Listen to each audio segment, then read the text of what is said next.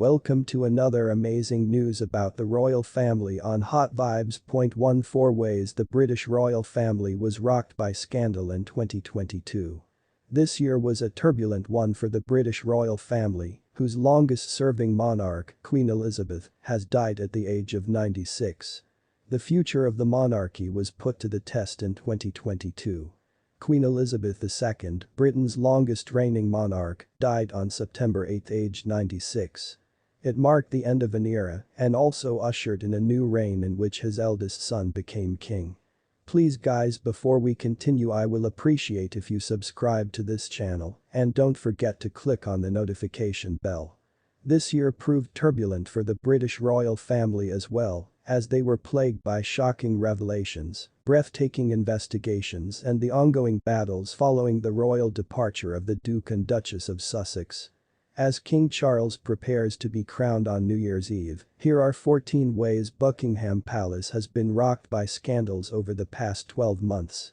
First, Prince Andrew was stripped of his military titles, and his sexual abuse complaint was settled. In January, the Duke of York's military affiliations and royal patronage were returned to his mother, the Queen, amid her legal battle with Jeffrey Epstein's accuser, Virginia Roberts-Giuffre. Buckingham Palace confirmed in a statement sent to Fox News Digital that the monarch has agreed to accept the returned awards. A U.S. judge only dismissed the lawsuit in March. It happened 3 weeks after lawyers for the American woman who filed the lawsuit reached a settlement. He asked the prince to make a sizable donation to his accuser's charity and to state that he never intended to slander her character. Second, the former Prince Charles's charity is under investigation by London police amid an honor money scandal. In February, the Metropolitan Police tweeted that they were investigating then Prince Charles's charity for alleged crimes committed by a former palace aide. Michael Fawcett, once a senior royal advisor, resigned as chief executive of the Prince's Foundation amid allegations that he had offered to pay a Saudi businessman who had made a large donation to gain a knighthood and British citizenship. Fawcett resigned, and Clarence House announced that it would no longer be using his services or his premier model company. Thirdly, Prince William and Kate Middleton are overwhelmed with regrets after a tense trip around the Caribbean. In March, a palace source told Us Weekly that the Prince and Princess of Wales were overwhelmed with regret after completing their 8-day tour. From Belize, Jamaica and the Bahamas. The royal tour was criticized as deaf for perpetuating images of British colonial rule and even sparked protests in some areas.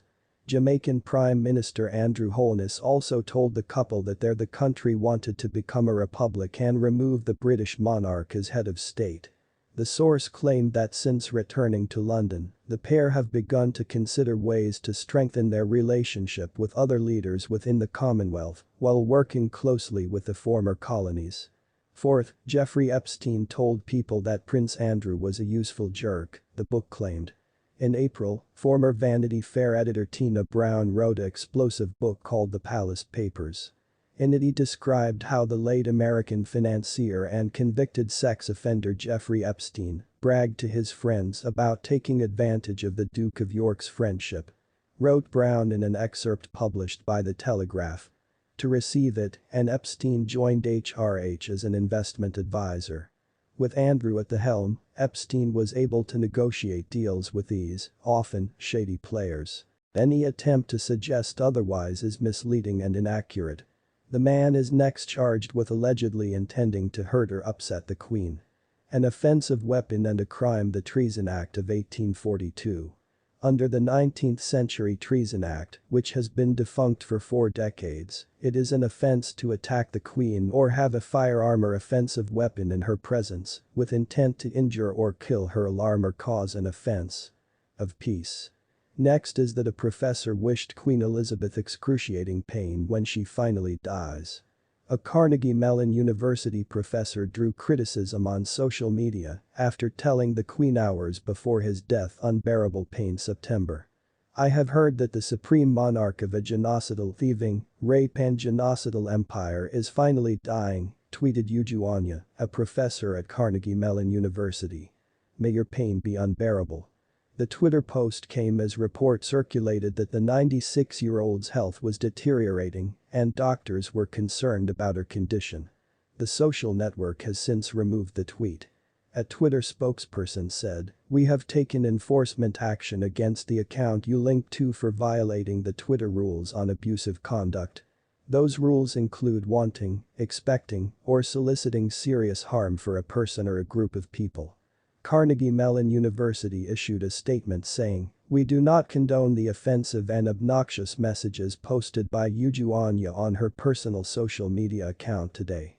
Freedom of expression is fundamental to the mission of higher education, but opinions shared by do not represent either the institution's values or the standards of discourse we seek to promote." Next, the Prince Charles Charity Fund accepted £1 million from Osama bin Laden's family, a spokesman confirmed. In July, the Sunday Times reported that the Prince of Wales Charitable Trust had accepted £1 million from Osama bin Laden's family. In 2013. The money came from Bakr bin Laden, patriarch of the large and wealthy Saudi family, and his brother Shafik. Both are half-brothers of the former al-Qaeda leader who was assassinated by the US Special Forces in Pakistan in 2011. A Clarence House spokesman disputed some of the report's claims, but confirmed that the charity accepted the money. Clarence House told Fox News Digital in a statement, "We have been assured by the Prince of Wales Charitable Trust that all due care has been taken in accepting this donation. The decision to accept was made solely by the trustees of the organization. Characterize otherwise as incorrect." The rep added that Charles did not personally accept the donation.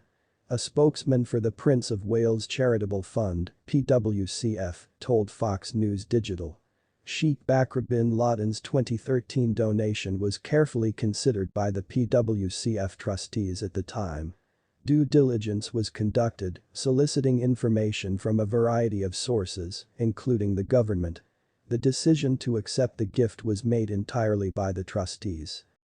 Below is how Prince Andrew, Prince Harry and Meghan Markle were absent from the palace balcony during the Platinum Jubilee.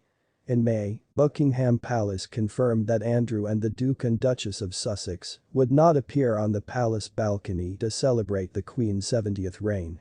The Queen decreed that only working members of the royal family would accompany her on the balcony to watch a Royal Air Force flight, following the traditional military review known as Trooping the Colour.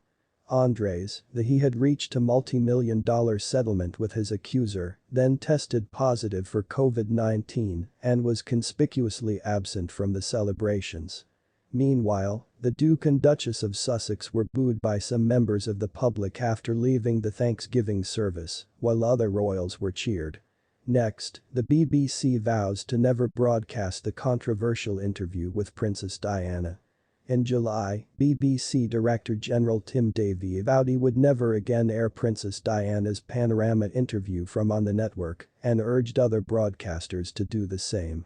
The Princess of Wales was interviewed by journalist Martin Bashir for the television show 27 years ago.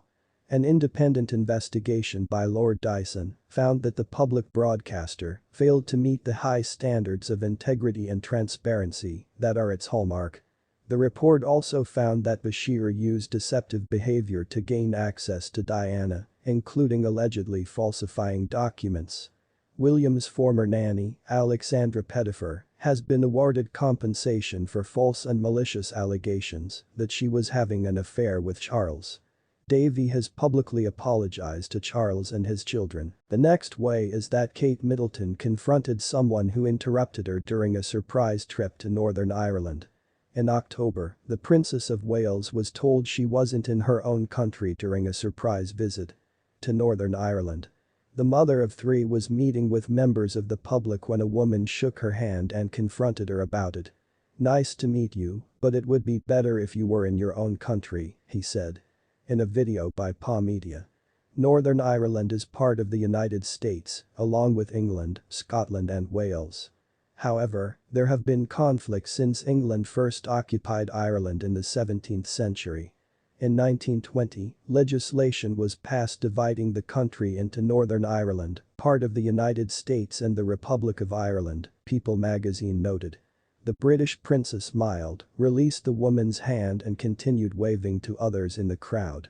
The intervener, who filmed the encounter on his mobile phone, replied, "Ireland belongs to the Irish. The next road is the crown," reviewed Camillagate. In November, Netflix released the 5th season of its British royal drama The Crown.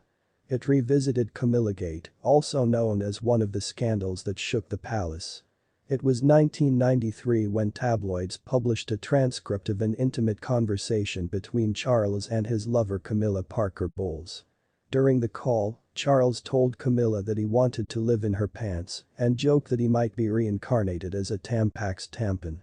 Between laughter, Camilla said she misses him desperately. The pair exchanged several "I love you" before finally hanging up. The scandal was dubbed Camillagate and Tampingate by American tabloids. That phone call was as intimate as can be, true Royalty TV co-founder Nick Bullen told Fox News Digital. "I think I always wanted to be on The Crown because it was such a smash hit, such a scandal. And yet it's incredibly embarrassing for everyone involved. The next avenue is that King Charles III has been targeted by the eggs." In November, Charles and his wife Camilla were nearly hit by eggs while visiting the north of England. A video showed the king shaking hands with several people while several eggs narrowly missed his face.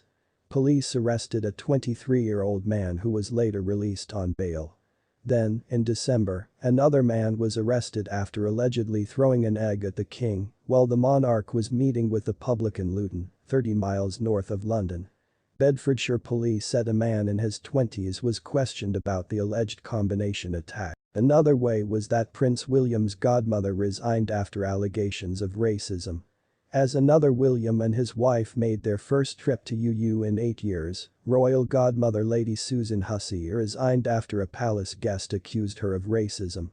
Domestic violence activist Ngozi Fulani said the 83-year-old woman repeatedly asked him racist questions about his origins and background. In a statement, Buckingham Palace said the king, who was later identified as Hussey by various US media, had resigned. According to the palace, the late Queen's former lady-in-waiting has apologized for the unacceptable and deeply regrettable comments. Another way was that Prince Harry and Meghan Markle started a Netflix documentary series. In December, the Duke and Duchess of Sussex launched a documentary series entitled Harry and Meghan on Netflix. It tells the story of the couple's alienation from the royal family and social racism, which they believe fueled media coverage of their relationship. The show, promoted with 2 dramatically edited trailers hinting at a war on Meghan, is the couple's latest attempt at telling their story, following a series of interviews with media organizations, one in particular 2-hour meeting in 2021. With Oprah Winfrey. The royal declined to comment on the Netflix series during public appearances in London on Friday, or during a visit to Welsh football club Wrexham AFC, where she met the team's owners, Hollywood actors Ryan Reynolds and Rob McElhenney. Let us know your thoughts in the comments section below, and please don't forget to subscribe to this channel, and also don't forget to click on the notification bell so you don't miss out on any of our amazing news about the royal family.